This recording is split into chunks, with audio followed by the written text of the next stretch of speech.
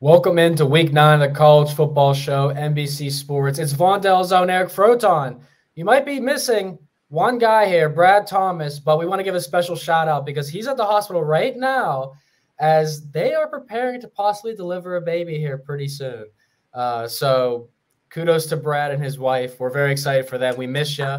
But we will have two special guests today coming on, and we thought a fun way to kick off the show would be go directly with Eric's ladders, excuse me. You got DJ, Xavier Weaver, bunch of guys. Lay it on us.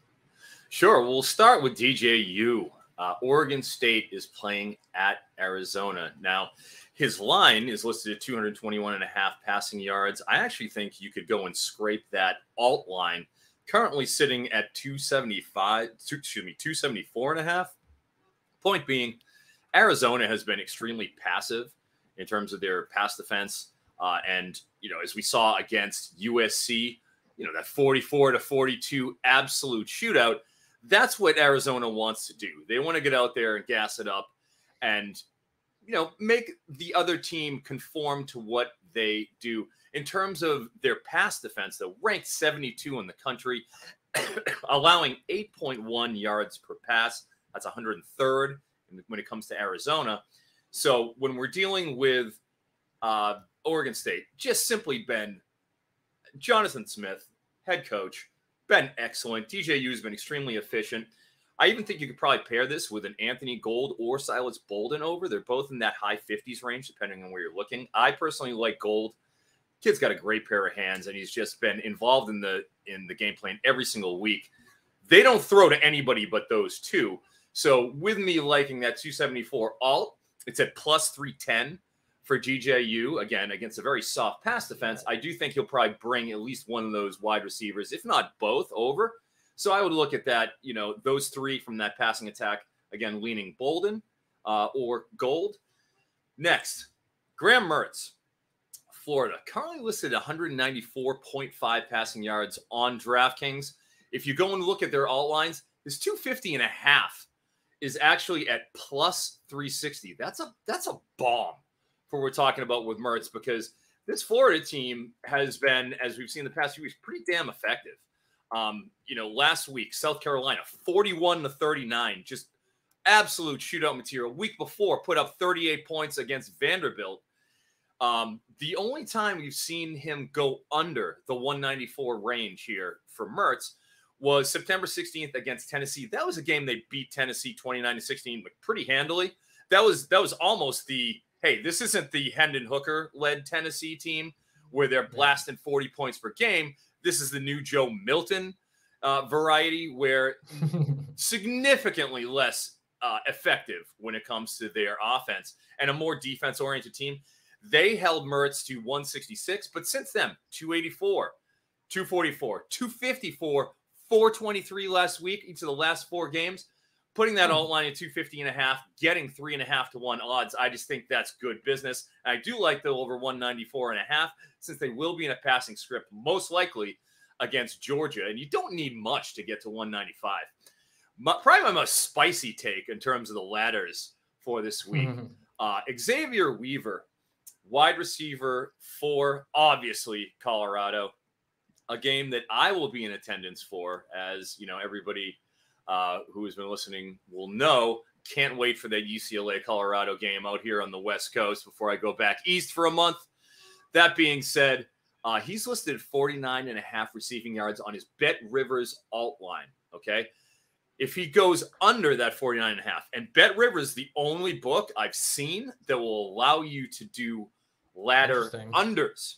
Yeah. FanDuel, DraftKings, they don't like touching the unders.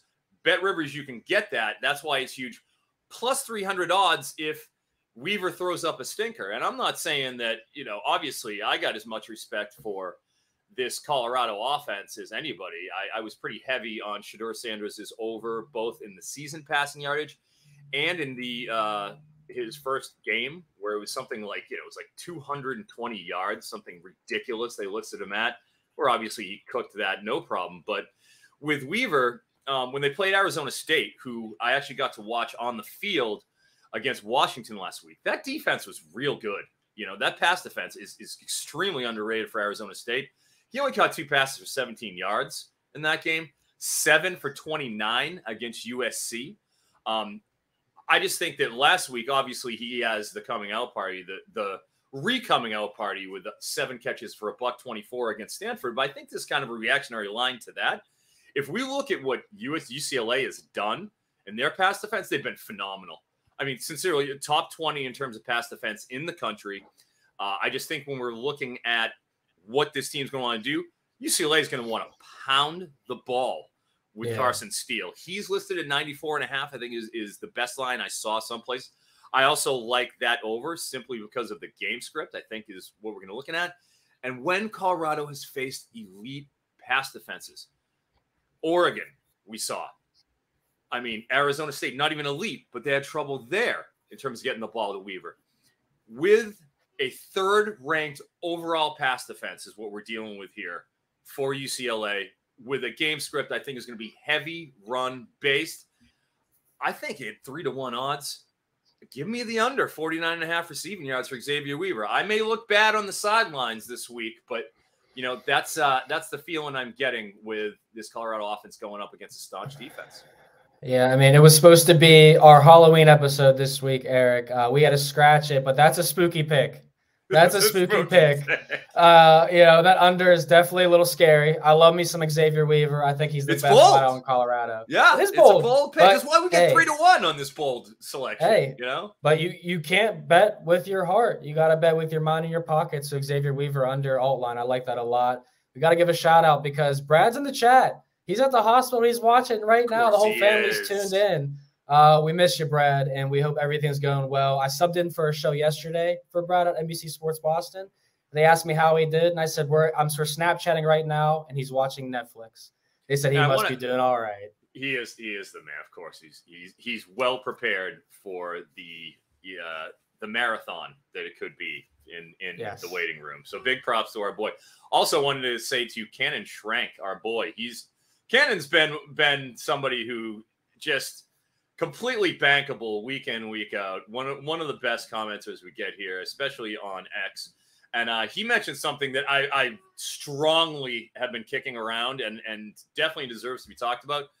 Jason Bean ladder absolutely needs to be considered. He started out this week. He was around like the 208 mark. He's actually gone up. I've seen him around 218, 219 right now. When it comes to his ladder, you can look at that 275, and I'll get the exact juice for it right now. I was giving it a long look and thought about putting this on the show. Currently, 275 plus for Jason Bean is plus 350. You get 3.5-1 odds. He threw for over 400 yards last week. Given it was against, Oklahoma State, you got to be careful when we're talking about that. But, this is Oklahoma, but I can't imagine that Kansas is going to be running the ball down their throats with Highshaw and Devin Neal. I think they're going to have to be gassing it up a little bit. Certainly worth taking a look at a pretty reasonable 275, where you've already seen Bean starting to correct from the 208 to up to around 290 at this point. Clearly, the market's moving in that direction, and at 3.5-1, certainly should be considered. That's a good play. Yeah, I like that a lot. And I definitely appreciate the comment. Trista in the chat kicking it up. They put up 42 points last year against Oklahoma, and you don't have to worry about Jalen Daniels. He's got a back issue, from what we're hearing, in sources. He is not going to be playing again. He might not play all season. This is Bean's gig. Yeah, I definitely think it's a game. It's probably going to be his team too, down the stretch, and they're hot bet right now. Their lines move from 10 to plus 8.5 against Oklahoma, so certainly going to be tempting to take Jason Beans over theirs. Let's get our first guest in because we got the other guest commenting in the chat, and we got the other one waiting behind the scenes here. Let's bring in Ryan Horvath. Ryan, how we doing today? Doing good. Thanks for having me, guys. Love the show. Glad to join you. And, man, this season's flying by. I'm starting to get, a little depressed. We got, the NBA starting up, and college basketball is right around the corner. And I'm like, I'm not ready for college football then, especially this year, man. What a great season it's been. Amen, Ryan. Do you cap college basketball? I do a little bit, man. And see, that's the problem is now I'm doing my own. I do the BetQL tailgate to kickoff. So I actually just got off the air about 25 minutes ago. So I'm all in on college football. And I keep talking about this. I'm a big NFL guy too. And I love college hoops, but it takes me a little bit longer now to get into it. And this year, college football, like the NFL product, scoring's obviously down, but college, I feel like every game of the week has lived up to the hype, right? Obviously, we had like the Red River Shootout. We had Bama, Texas. We had Oregon, Washington, where I get excited for an NFL game like Sunday night, Cowboys, 49ers, and that game's over in the second quarter. So, I mean, I'm all in on college football right now, guys. This has been an amazing season so far. There's no soul to the NFL. I've been to 4 games already. Every time I go to a college football game, you feel the environment. It's 10 times anything I've ever seen. And I'm a Patriots fan who went to see Tom Brady for 20 years at away games, home games, all of it. Nothing compares to big-time college football. Right there with you, Ryan. It's no longer a hot take to prefer college football over the NFL. And if you don't believe that, then go watch Baker Mayfield and the Bucs' final drive against the Bills on Thursday Night Football, and you will pull your hair out. Exactly. All right, but a game that should live up to the hype, Ryan. We all think it will. Oregon at Utah. The Ducks are 6.5-point favorites on the road. Totals dipped from 49 to 47.5. I definitely was looking at the under here. How did you approach betting this game? And are you looking at any live angles as well? I will be looking at some live angles because I want a better number with the Ducks, right? Like I bet this on the open. I hate to be that guy, but I like the 4. We're getting up to 6.5. If we got to 7.5, I might be tempted to play some Utah. I'm a big Utah guy, man. I love Winningham, but this isn't obviously like the Cam Rising Utah offense right now. And they're at home, cold weather. I don't like fading Utah at home. I bet them to win the Pac-12 last year, plus 260. That came home, but they're just not the same team. And Oregon offensively has been really good. I get they're not explosive, like they're 73rd only in explosiveness, but they're second right now in success rate. Bo Nix leads the country in completion percentage, and it's because he's kind of just taken what's given to him. And I think that's what you do against this Utah defense, right? Like we saw this last week, USC, they're known for their explosive passing attack with Caleb Williams. He got shut down, man. Pro Football Focus had him graded 68.6, only averaged 7.3 yards per attempt in that game. And Bo Nix, 70% of his pass attempts this season, under 10 air yards. And I think that's what you do against this Utah defense. And I know they're tough, 11th in passing success rate allowed, 2nd in explosives allowed. But I think Oregon's also going to be able to run the ball here. They have a really good offensive line, very underrated offensive line. I think top 5 in the country. Bucky Irving's averaging over 7 yards per carry. Obviously, you step up in class against this Utah defense, but I like the Ducks. And then on the defensive side of the ball, Oregon, I get the last 5 weeks.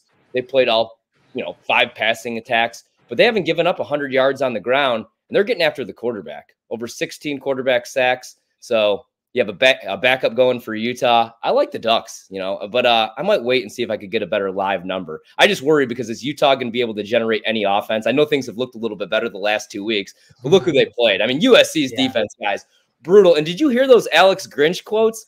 He didn't see a wheel route. Like they ran the same route the week before. How many routes does a running back run? And how do you not know how to defend that? So just a mess. But I do like the Ducks quite a bit today. Yeah, I was on the Trojans last week, Ryan, so I'm pretty upset to hear you bring that back up. I hated everything about that game.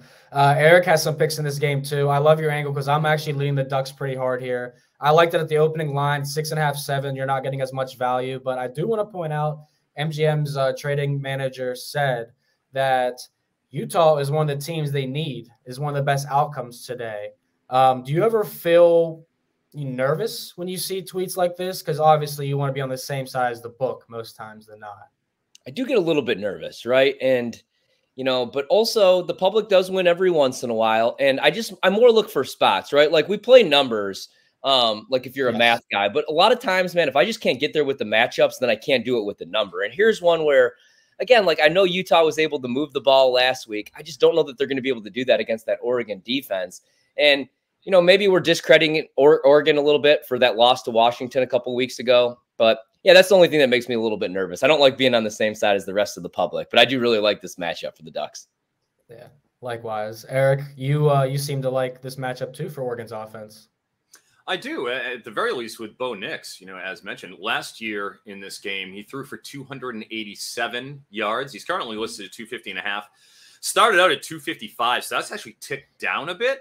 But I don't, I'm not afraid. Obviously Utah's defense is beyond reproach, and they're going to want to play as slow as humanly possible in terms of pace. But with Bo Nix, he hasn't gone under 250 yards. He's gone one time all season. He's gone under that 250 mark, and that was in a 55-10 drubbing of Hawaii in a game that was out of hand very, very early on. He went 21 for 27. for 247. He didn't have to do anything. So I just think, against Utah, they're going to have to score points. I mean, obviously they want to do what they can to slow down Utah's offense. You're not going to be facing Cam Rising. Bryson Barnes will once again take the helm. He's at 167.5. I don't think you can really take a reasonable over position with him, considering the efficacy of the Ducks secondary, which is pretty good. But we're talking about one of the top 3 offenses in the nation, Oregon. We saw at least, as we mentioned with USC. USC was able to put some points on the board. Caleb wasn't as effective as we want, but we're looking at a 250 line. We're not talking about 300 here. I'm taking the over on Bo Nix, and I also like the over 1.5 passing touchdowns. It's only set at -110. Over DraftKings, very reasonable line. He has gone 2 or more passing touchdowns in every single game this year. So, yeah, we're looking at a very credible Utah defense with my cousin Cole Bishop manning the safety position, of course. So, no weekly offense shout to my out. cousin. And he had his birthday this week, so shout out to Cole for his birthday. That being said, there's just too many trends going in Oregon's direction for me to just ignore these pretty reasonable lines, and they're begging for overs, so give it to them. Yeah, Eric, I'm not going to lie. Last week, I was watching the game with a friend, and Cole Bishop had a really good game. He made some pretty big plays. And multiple times I said, man, I'm supposed to like this guy, but I'm betting against him. So, yeah, I mean, shout out to your cousin, whatever. Good for him. Yeah. But let's talk about a matchup that I have actually some action on. Ryan has some action on, and we got closing line value, which usually happens on this show every single Saturday. Purdue at Nebraska. I was pretty excited to hop on the Boilermakers. For the second time all year, I'm going to back this team. And this is a great spot. Ryan, I know you'll agree with me for some of the same points here, but Purdue is in a situation where they're coming off a bye week. They played some really tough teams. Nebraska's in an injury situation where they're down, 3 receivers, 2 running backs, 3 offensive linemen. And the Boilermakers really needed that break going 2-5. I'm not saying they're going to win out, make a bowl game, and, this whole situation's changed for Ryan Walters. But I think this is a great spot to start turning it around with a win. So I play Purdue +2. And, of course, as always, we sprinkled the money line. Ryan, thoughts? Yeah, so that's what I'm saying, man. Vaughn, when they lose by 40, at least we have that closing line value ticket, right? Hang that one on the wall. That was Eric, last year. Really quick, going back to that Bo Nix prop, I'm tailing you on that. Like Graham Mertz passes, 10 yards or less. He was 25 for 29 against that Utah defense. So I think Bo Nix is going to have some success with this game. I bet Purdue 2.5. It's funny. I thought I'd be able to come on here and we might get to 3. Instead, we're going the opposite direction. And I think it has everything to do with that injury report for Nebraska. Yeah. I mean, you said it, like right now, 3 offensive linemen with a combined 75 career starts out for this game. Most likely they lose 3 of their wide receivers, including Billy Kemp. He got dinged last week against Northwestern.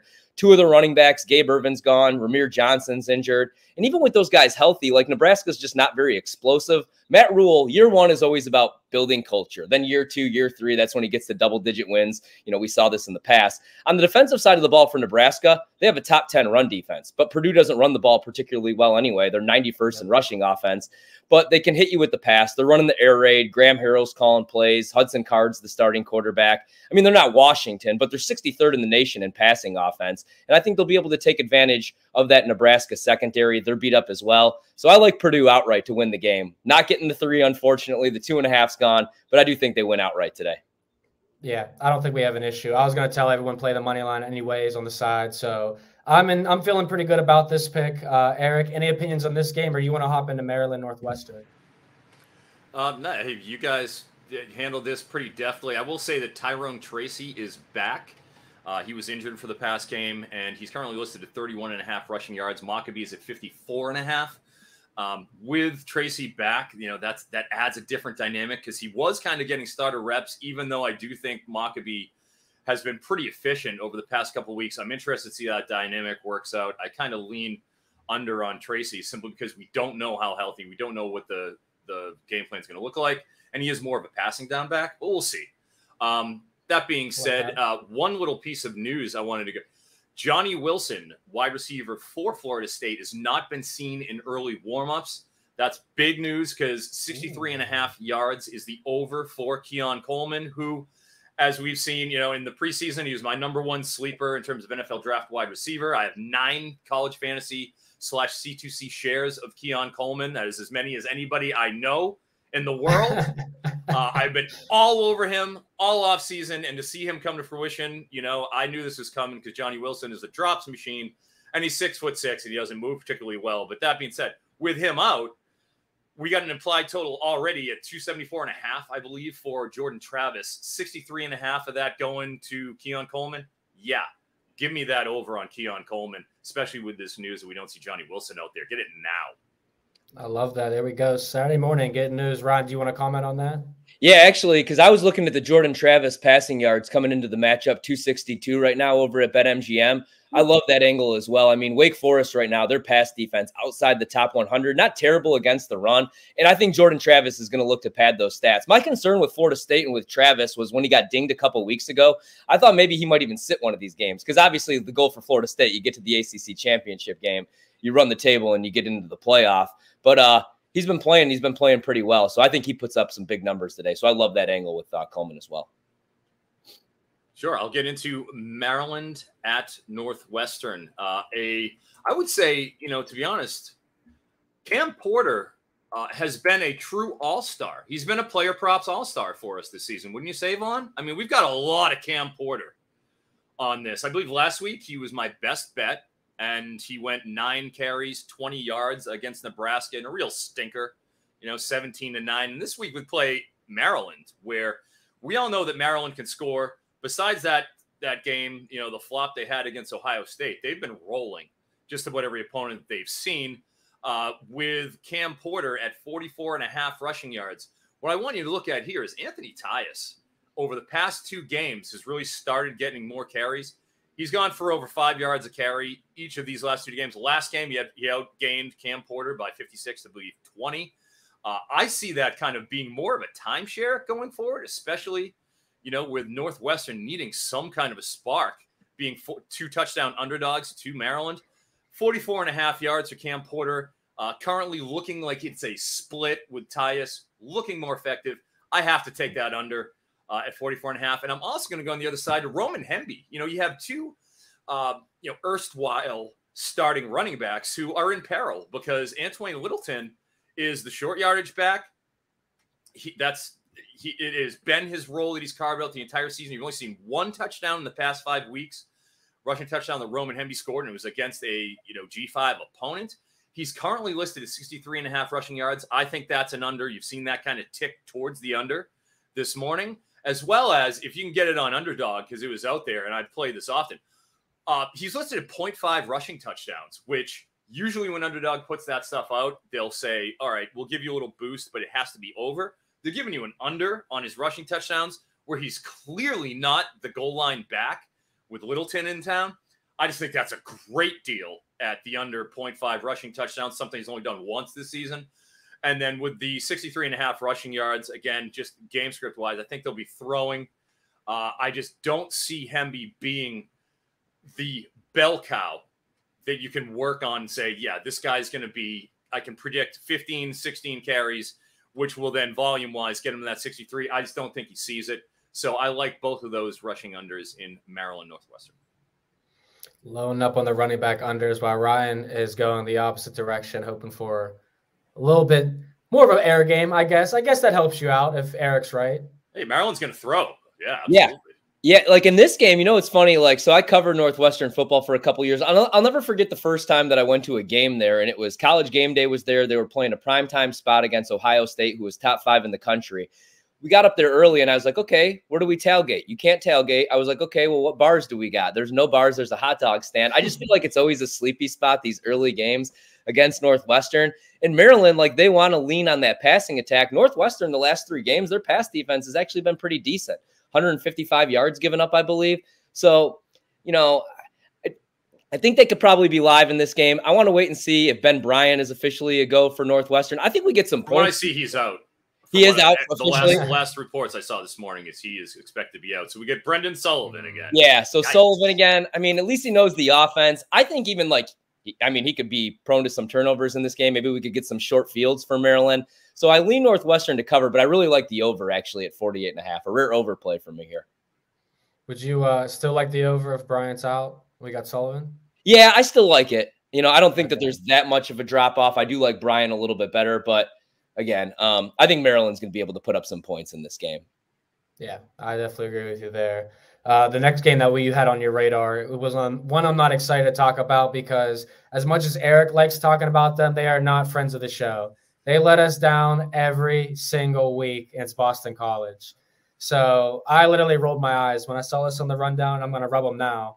What do you got, Ryan? Tell us why we have to bet this game. Besmirching the good name of Thomas Castellanos. Come on. I know. I come on, I make my debut on the show, and we're talking UConn football here, baby. I like the under. I bet the under 50.5 in this spot. So UConn, guys, is averaging 20 points per game. They're throwing for a whopping 188 yards per game. They're rushing for $141.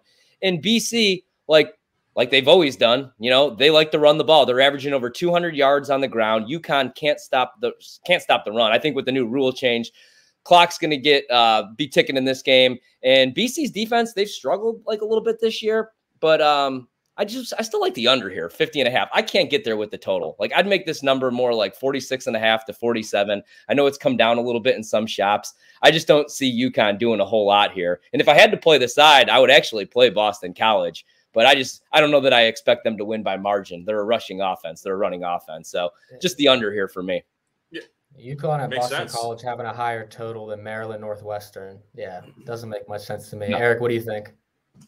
Oh yeah, I can't argue with our friend Pat here when it comes to the efficacy of Boston College and UConn's offenses. So yeah, obviously Boston College, their defense has been terrible. I mean, we saw Holy Cross go and take them in the wire earlier this year. So if Holy Cross can take them, and put a scare in them, I think just about anything is in play at this point. So yeah, that's cool with me.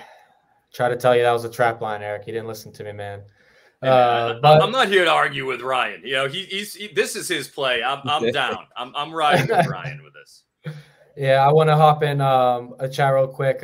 Dominic D, why is WVA a 7-point dog? We're going to get to that later in the show because I do have a bet in that game, and I have a friend here to deliver the bet in the game. So looking forward to it. The Halloween spirits happening here. Let's go. Last game on your radar, Ryan, is Michigan State, Minnesota. I lean the under in this game. I just look at, again, like most of Big Ten football, honestly, is subpar offenses, better defenses. The quarterbacks are usually bottom 25 in Power 5 football, and I feel like we have that exact situation here in Michigan State, Minnesota. So what's your play? Yeah, I bet Michigan State on the open at 7. I still like Michigan State at 6.5. Obviously, kind of scary because they haven't won a Big Ten game all season. They haven't won a conference game. Opening 2 games they won. They beat Central Michigan and Richmond, but they've actually been pretty competitive, right? They lost 27-24 to Rutgers. They should have won that game. They outgained them. They outgained Iowa. Everybody outgains Iowa. That's not saying much. And I know last week they got blown out by Michigan, but I just think that kind of shows you guys what level Michigan's at. I mean, they're giving up 5 points per game on the defensive side of the ball. They have 2 good backs in Edwards and Corum. J.J. McCarthy's now the favorite to win Heisman. They're legit. But I like Michigan State in this spot. Minnesota's dealing with some injuries. I feel like this is a good letdown spot. They beat Iowa for the first time in 25-plus years. P.J. Fleck, I believe, was 0-6 against Kirk. So I think that this has letdown written all over it. And they have some injuries. They have some injuries in that backfield. I think Michigan State at least keeps this game close. If they do lose, they'll probably have the lead the entire 3 quarters and then fall apart in the 4th quarter. Seems to be what happens for Sparty. But they've been better, man, since they hit that bye, since Mel Tucker was let go. They've been more competitive, minus last week against Michigan. So I'll take Sparty with the points here. I'm totally with you. An interesting play that I saw, from that I sprinkled a little money on. Nathan Carter is listed at 54.5 rushing yards. Yeah. He gets 20 carries every single game. He got 17 against Michigan. They scored 0 points. It was down 49-0. He still got 17 carries. Like, he's doing it every week in terms of the volume. And when you're dealing with a Minnesota defense that is definitely not up to the par of Michigan or Rutgers or Iowa, which each of the past 3 games put up 108 against Iowa, on 20 carries. Like, those are the 3, in my estimation, outside of Ohio State, Iowa, Rutgers, Michigan, 3 of the best run Ds in the country. Now they're going up against Michigan, clearly a step down from them. Yeah. I think you got to at least kick around Nathan Carter, and that's in line with Ryan's play here with Michigan State.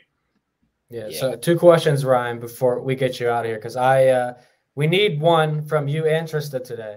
We need your favorite parlay piece, because when I say Eric and I are desperate to get a people's parlay win this season, we're down. We're 2-7. It's hard for 3 people to put a parlay together. Apparently, who would have thought?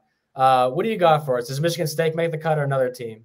All right. So do we want to go dog? Does that meet the criteria, or do we want to go favorite? Like, can I be? We could do. I'm doing a money line favorite today. Eric's doing an over. We haven't even released what we're doing yet, so you get to debut whatever you want. Is it lazy if I go Ducks, man? Because like I love the Ducks at 3.5 and at 4, but I don't so much at 6.5. I'm seeing a -235. Oregon money line. Oregon money line. Oregon money line for me. I'm in. Yeah, I love that. And the follow-up question was: we sprinkling Michigan State money line or what? You know what? Let's sprinkle a little Michigan State money line. You know what? Let me go back on that. I got another one for you guys. I've changed my mind. So I bet this on open. I don't like the number because we went from pick to 3. I like Iowa State actually against Baylor today.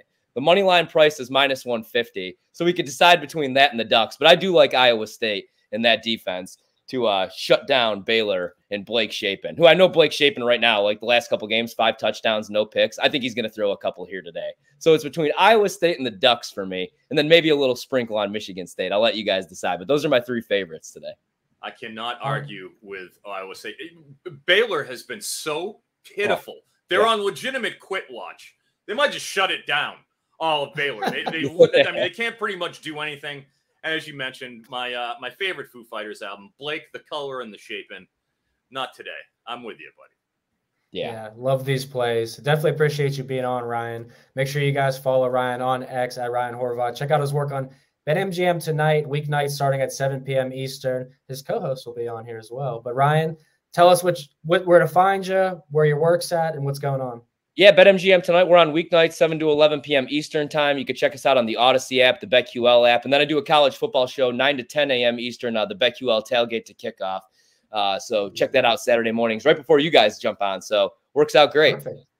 Yeah, we could watch you before we could get our tune up for the show. Yeah, before we go in. We appreciate that, Ryan. Thank you so much for coming on, man. Best of luck today. Good luck today.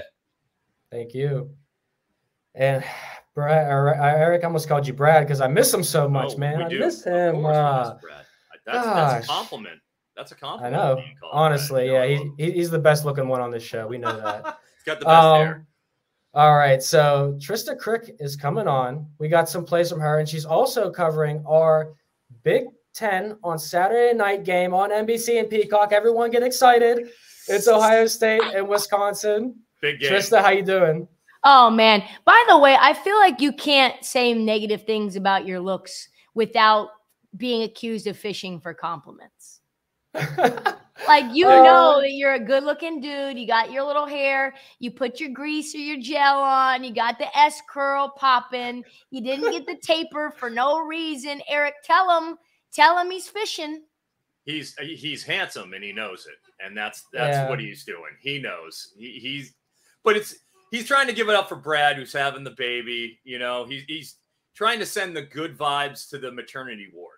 Is it just me, or are we surprised that Brad is living a lifestyle that is also commensurate with having a child? I feel like he goes to raves.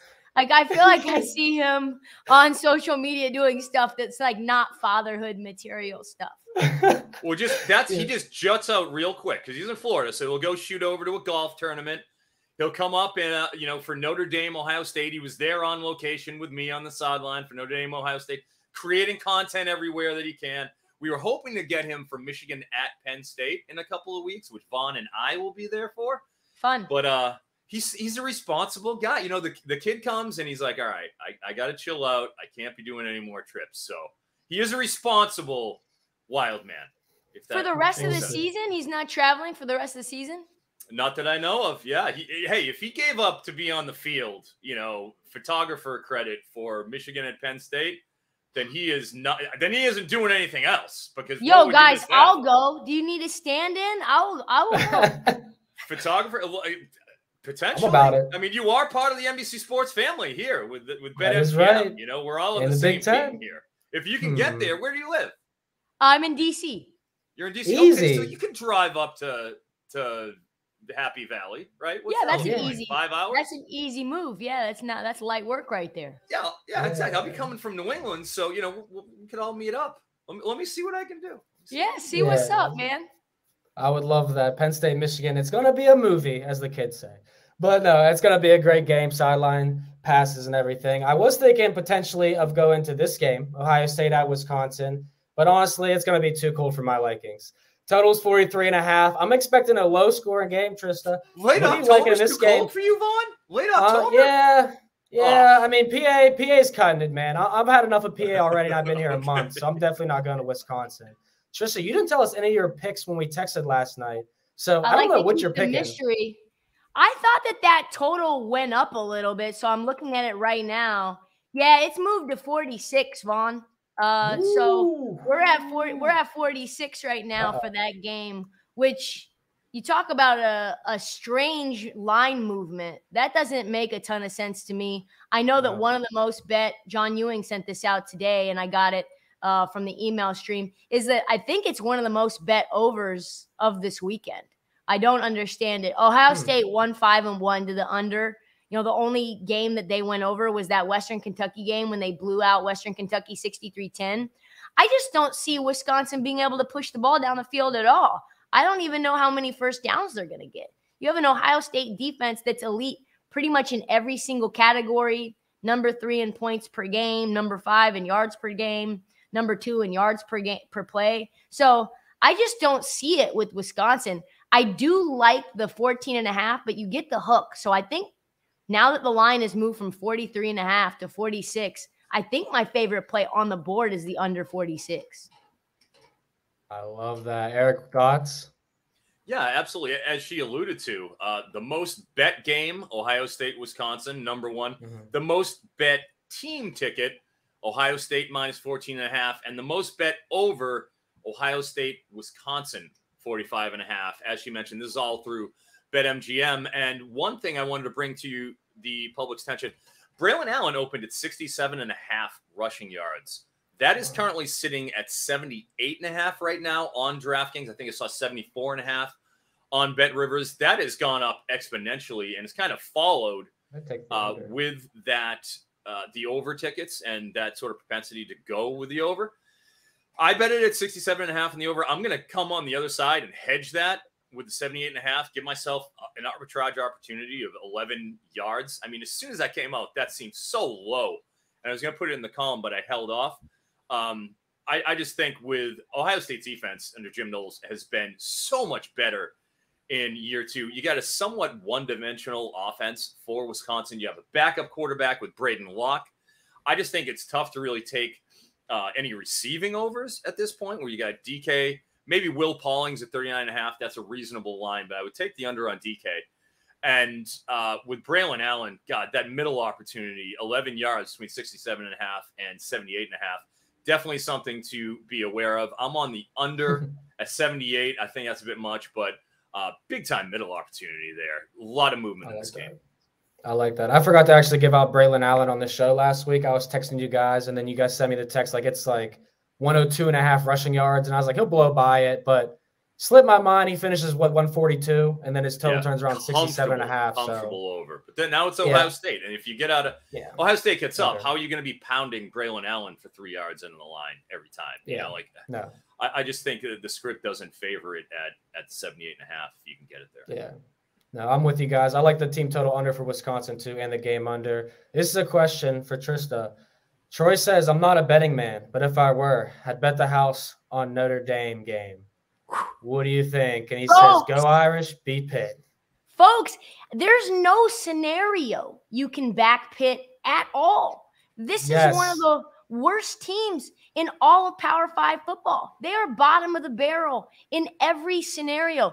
Games that they're favorites, they lose as like slight big favorites, they lose outright.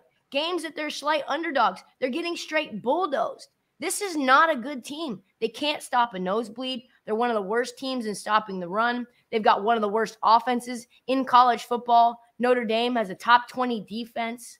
I don't know how you back them at all. They're 109th ranked offense in the country. Notre Dame 17th in college football in defense. There's just No way. I love Notre Dame minus 20.5. Let's go. I got 2 plays in this game, and I was debating on doing them, but I just know if I don't bet these, I'm going to regret it. And I'm right there with you. So you're laying the 20.5 with Notre Dame, correct? Yeah, and like you may be worried, like, oh, well, is Notre Dame going to do something stupid? But you're playing against Pitt. So it's like when the Chargers play another team like another team that just knows that knows they're going to just throw up all over themselves. You're like, well, one of these teams has to lose, right? And ultimately, like Dallas, like when Dallas played the Chargers on what was it, Monday Night Football, and you're like, okay, both of these teams are notorious for losing games that they should win. Who is going to do the other? That's what I think is going to happen here. Pitt here is the Chargers. Yeah, I don't like Pitt at all in this spot. And, I said a lot this week. I want a nasty bet. The first half team total under 5.5. Pitt doesn't score a touchdown at Notre Dame in the first half. And they don't get 2 field goals either. They're lucky if they get 1 field goal here. This is the first time that a team's going to have full tape on Pitt's quarterback. Last week, we only had 1 game of tape on him because he came off a bye week against Louisville, who was in a total letdown spot. I came on here and said Pitt cover, Pitt will win. And Pitt lost last week, last second to Wake Forest, turns around, goes on the road to Notre Dame now. Now you got 8 quarters of tape, Notre Dame off a bye. Oh, my. Yeah, Fighting Irish, minus 20.5, team total under 5.5 in the first half. Let's get nasty today. The football matches and the spot matches, that's kind of how you have to play it. Yeah, I don't have any faith in this Pitt quarterbacking or this offense. Eric, you with us? Yeah, absolutely. Fading all kinds of Pitt fading. In fact, before the season, Pitt was one of my favorite unders in terms of team win total. They were at 8.5, and they decided to bring in Phil Jurkovec. I don't know why they decided that Phil Jurkovec might be the answer to this offense, but they find out relatively quickly that was simply not going to be the case. They even moved him to tight end for a minute. It's like the Jerk, Steve Martin movie. It's just never made sense. In comes my fellow French Canadian, Christian Villiers. Appreciate it, Froton. Villiers, my guy. And what I'm going to focus on here, though, is Sibo Flemister, former Notre Dame running back, transferred over to Pitt in the hopes of getting more time. And it's been slow going up until last week when he had 23 carries for 105 yards against the aforementioned pitiful Wake Forest defense, one of the worst in the Power 5. I mean, that is a terrible team. So when Pittsburgh is able, with their one-dimensional offense, to move the ball enough to be in a 21-17 victory position over you, where they were starting their third-string quarterback, Santino Marucci, last week, mercifully will not be starting this week for Wake Forest. But this is an overreaction line at 51.5 for Flemister.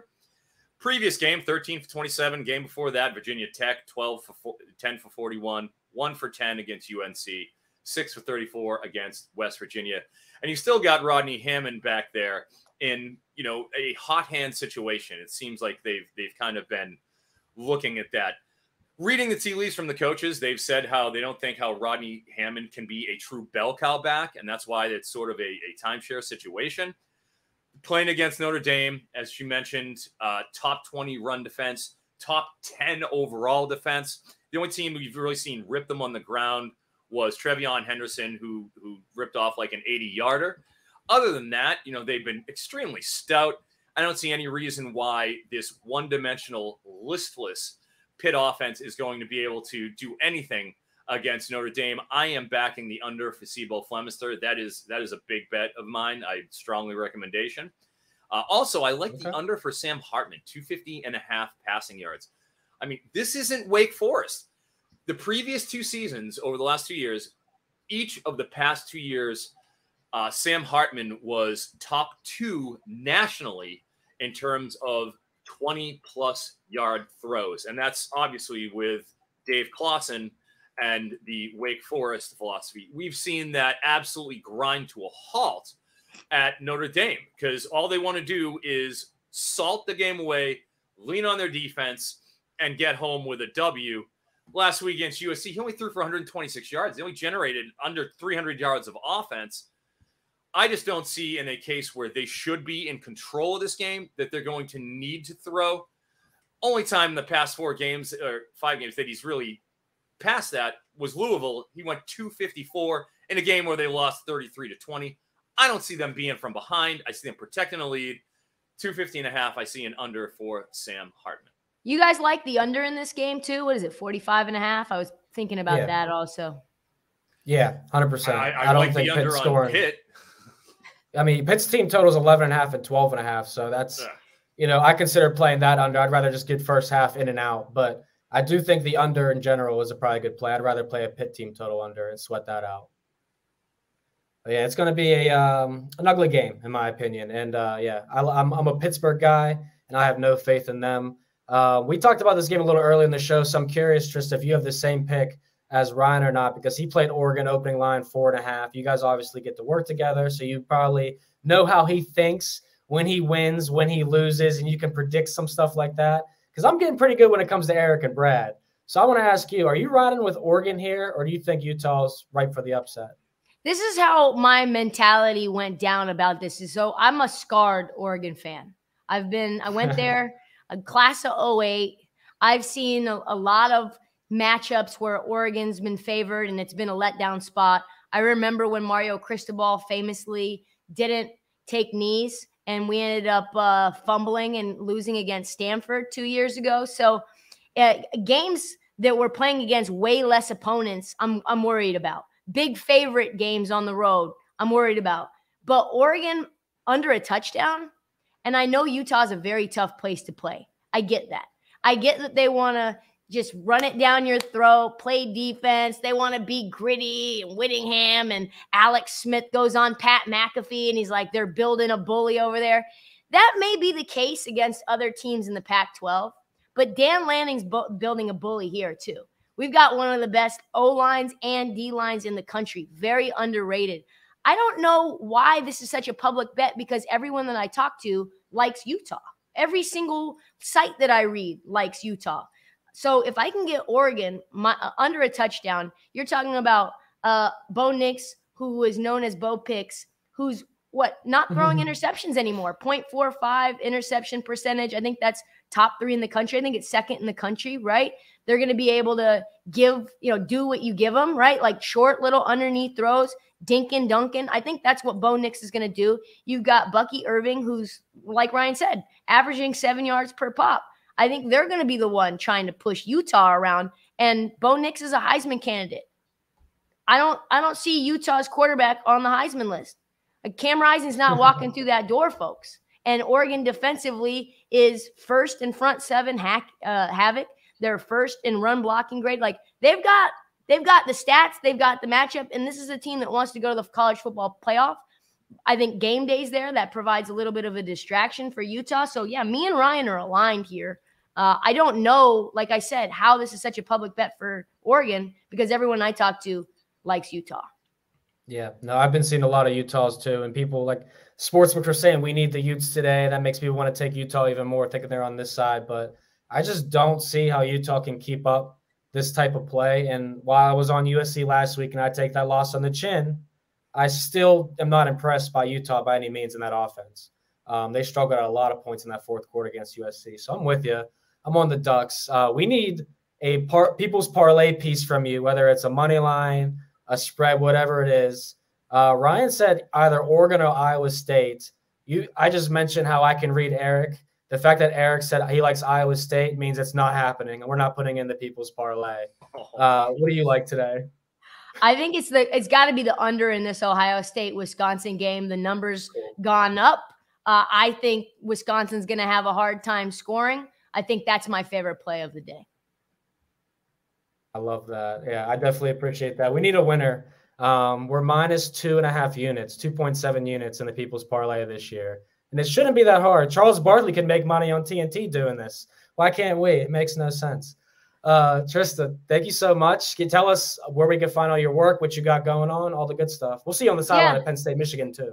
Well, just let me know when those field passes are come. I'll give you my my email address. You can send them. Yeah, find us on the Odyssey app. Me and Ryan, BetMGM tonight, 7 p.m. to 11 p.m. Eastern Standard Time. We live sweat out bets of all sports. Super fun. Lots of information. Lots of entertainment. I hit a plus 2,500 parlay 2 nights ago. I was on like a 3-week cold streak, and now I'm back, baby. We put the sunglasses back on. We win some damn games. And if you like the NBA, find me on This Heat Check at wherever you get your podcast, whether that's Spotify, Apple, or the Odyssey app. Love it. Thank you so much for coming on, Tristan. Let's get some winners today. Loved all the plays. We'll be sure to check you out weeknights as well. I love all of Eric's props in college football. That's real degenerate stuff. I love it. Thank you. He's got 22 plays today, and we got to run through 12 still in 10 minutes. Stuff. All right, Tristan. See you later. All right. That was good stuff as always. Man, fun show today. Hell yeah. Hell yeah. Yeah, I guess breathe a little life in with some newbies here. So, Yeah. Brad's and we may not have Brad for a few weeks, so we're definitely going to get more guests and, welcome Tristan and Ryan back Absolutely. Anytime. Sounds like Vaughn cut out. I'm going to go over. Yep. I'm going to go over to my plays. We're going to get them in. We got 10 minutes to try to squeeze all these in. West Virginia at UCF. I am going Cole Taylor, tight end, under 34.5 receiving yards. Reason why is, Garrett Green, not obviously a dual threat quarterback. He's more of a solo threat, as I've kind of alluded to before. I don't really trust his passing acumen. Obviously, they're playing at the bounce house, which is a tough place to play. But last game, Cole Taylor, 2 of 7 targets, dropped 2 passes, only 8 yards. He had a spike, caught 5 passes for 62 yards against Houston, but that was a 39-41 absolute blowout. Previous game was against Oklahoma State, too, that just absolutely breathes shootouts. There was over 80 points scored in that game. And the game before that, TCU, two catches for 20 yards. He's just simply not getting the volume. For a tight end to have an over at 35 yards, that's a big number for a tight end who's not named Brock Bowers or Ben Urosek. You know what I mean? So I just think that's an auto play, since I think there'll be a little bit more run-based against UCF's soft front. Moving on to Georgia, Florida. I like, as discussed, we talked about our friend over there, Graham Mertz, but also on the other side, our good lad McConkey, Georgia versus Florida. I got that at 35.5 receiving yards. I've seen it tick up a little bit, 39, 38, 39. I just think with Brock Bowers out, I'm already on Carson Beck. He's been crushing his 250, 265, 267 line. Week in and week out, they're going to have to throw in what I perceive to be a competitive contest. I think Ladd McConkey picks up those targets that, Bowers was getting, because he runs out of the slot. They get him the manufactured touches on the screens, the bubbles, the quick slants. He gets used in that way that Bowers does. I think he picks up that, and he's going to clearly get over that 39.5 hump. A little sprinkle, Khalil Jackson, wide receiver, Florida. I've watched, the games that I've seen of him. He's made some incredible catches. He's out there every single snap. And in a game where I think Graham Mertz is going to have to throw, and I do like his over, I do think we got an over script for both teams. I think it will be competitive. I liked the 19.5 receiving yards. I think it's ticked up to 21.5 for that game. Vaughn, give me a couple of yours. Let's go. Well, we haven't even did our best bet yet, but we'll do that in a second here. I heard you talk about West Virginia at UCF here. Interesting line. Someone in the chat said, I don't understand why UCF is favored by what they are. It's come down to 6.5 at some spots, 7. We are laying it. By the time UCF's done with them for homecoming, this is how West Virginia's leaving, Eric. They're leaving like zombies, my friend. Because UCF, yes, they haven't won a Big 12 game. Yes, they haven't won 4 games in a row. But them having this line is a significantly strong line for a team that's homecoming, a team that's healthy, and a team that's playing better. Yeah, they almost upset Oklahoma last week off a bye week. Oklahoma was also coming off a bye week. But UCF looks locked in to turn their season around. So I like the Knights at home, -6.5, -7. Don't care what it is. I think we're covering, my friend. Where do you want to go, Eric? Yeah, well, Cam Ward, quarterback, Wazoo, had him at 253 in his under last week. He got me. But this week they play at Arizona State. And I was personally on the field for Washington versus Arizona State last weekend. And they shut down the Washington offense, Arizona State. And their pass defense and their D is underrated, in my opinion. Sure, offensively, they got shut down. But defensively, they didn't even allow, I think they maybe allowed 1 touchdown, but the game decider was a pick six that Trenton Bourget threw. So, like, defensively, they were near flawless against what I consider to be, you know, a top 5 offense in the entire nation. Now they're going up against Wazoo, a team that has had problems against some of the better defenses. And you're going to put this morning, Cam Ward comes out at 325.5 passing yards. I just think that's too high. I'm going to take an under position there. Haynes King, quarterback, Georgia Tech, 49.5 rushing yards he's listed at. That's a big number. The only 2 games he's cleared that against Wake Forest, who's an abomination defensively. And in both games, there were 0 sacks that he took. In any game that he takes a sack, he isn't hitting that. And against a team that's, you know, he's playing North Carolina here. I don't know if you've seen, North Carolina's got a pretty good pass rush, ranked 22nd in the nation in terms of pass rush efficacy. They're going to get to him at least a couple times. I can't see him clearing that 49.5. And let's throw on, I like a double under in South Carolina, Texas A&M. I like Spencer Rattler's under 248 is where it's currently at, passing yardage. I'm going to go with that in terms of an under. Texas A&M, another team with an excellent pass rush. Secondary is okay, but if you look against some of the better teams, like Rattler, unless it's a lower-rung team, a lower-rung defense, he's really not putting up the big numbers. I think they're going to have trouble. And I'm going to pair it with Omega Blake. Kenny Omega Blake, wide receiver, South Carolina. He's listed at 35.5 receiving yards. That's something he's done once with the past 4 games. And, you know, when it comes to, you know, his overall efficacy, he was kind of put out there in hopes that Xavier Legette wouldn't play. He is playing. He is suited up from what we've seen the reports in the pregame stuff. So with Xavier Legette out there playing the primary outside option, he gets all those looks. I don't think you can reasonably look at Omega Blake and say, oh, yeah, I'm going to take the 35.5 over with him. I'm going to take an under position with him as well. I love that. I'm going to take an under here and the spread. We're going Penn State, Indiana. Now, Eric, our lone loss this year on Michigan's team total was this Indiana Hoosiers offense. Who better to get our money back than a Penn State team coming off their first loss this season, coming home to Happy Valley, getting PO'd, and they were undefeated against the spread as favorites all season, not covering and losing their first game as a road dog last week. So I love Penn State in the spot, 31, 31.5, 32, whatever it may be. Penn State held UMass to 7, Iowa to 7, and held Penn State to 0, UMass to 0, and Delaware to 7 this season. I don't think Indiana's getting over 7. So give me all the Penn State shares there. What's your best bet of the day?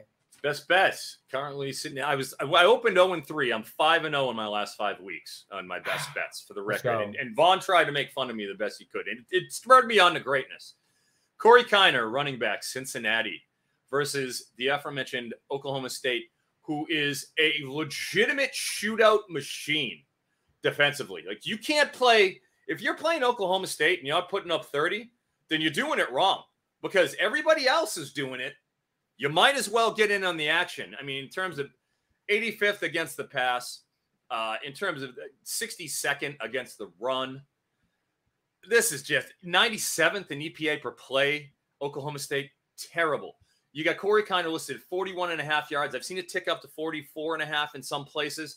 I just think as the primary back for Cincinnati, who's getting 15 a game, 15 carries, you're only looking at going 3 yards per carry to hit that 45 mark. I think that's just happening. I don't trust Oklahoma State to stop anybody, especially when you're going to give me a primary running back like Corey Kiner, former Alabama recruit. You're going to put him at 43, 44.5. Give me that over. I love that. My best bet is going to be the Cardinals of Louisville. Got them at 4.5, 5.5, and 6 on the spread of the 3 places that I play. And I love it. This is a terrible spot for a Duke team that is straight up fatigued. I mean, they got smacked last week in the second half by Florida State. The quarterback situation is not looking good right now. And when you look at Leonard plays, I doubt he plays. Yeah, I doubt he plays either. I think that's why I moved. Barely able to walk last week. You know what I mean? Like, his ankle's bad. 4.5 to 6 is telling too, to a certain degree. I think this could move to 7. And Duke played Notre Dame, NC State, and Florida State the last 3. I mean, this team is reeling, and they got Wake Forest on Thursday. Terrible sandwich spot for Duke.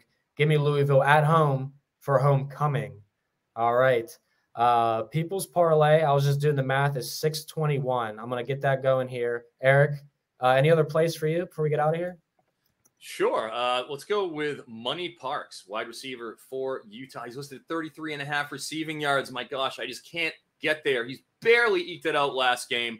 That took 7 targets, and he dropped a pass against Oregon, where you have, obviously a better defense, and still having the very inexperienced, quarterback out there. I just can't back Money Parks, where you have guys like, Sione Vake has been extremely effective out of the backfield. He's really been the most effective weapon they've had. Donovan Vele is their number 1 option. He's pretty much the number 3 option out there on the outside and a forgotten man. I just don't see it happening. Give me the under 33.5. Yeah, I like that play too. A lot of unders today. I think unders been profitable all season for us though as a group, so that's the way to usually play it. For the people's parlay though, we have an over. Eric's going over. Florida versus Georgia. I don't hate it, actually. Oregon money line. We don't have Notre Dame. We have the under, actually. We're doing the under. Trista switched it up on me. By all her capping, I thought she was for sure going with Notre Dame as a people's parlay choice. Do you agree with that? I would have thought she would go there. Absolutely. Yeah. We'll see how that goes. But, whatever your call is. Yeah, whatever. We'll go with that. We're going to go. Here's the official one. Louisville money line, Oregon money line, Wisconsin versus OSU under 46 in the over, and Florida versus Georgia. 621. This will put us back on top, Eric. Pause it for the rest of the year. Any last words for everyone watching? We appreciate everyone, though, that tuned in and commented.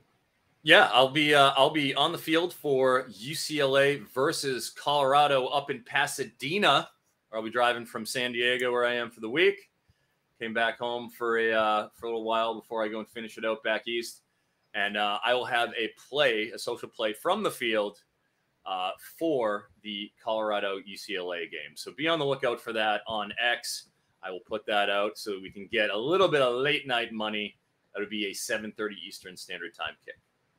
Yes, that sounds great. And for sure, I'll have all my NFL plays, NBA plays, college football plays, and college basketball plays on NBC Sports over the next 2 weeks. So it's a really great show today. We appreciate everyone who tuned in, including Allison, Jeremy, Brad, Donnie, really you there. We appreciate you guys. Make sure you subscribe, like, and we'll see you next Saturday. Best of luck.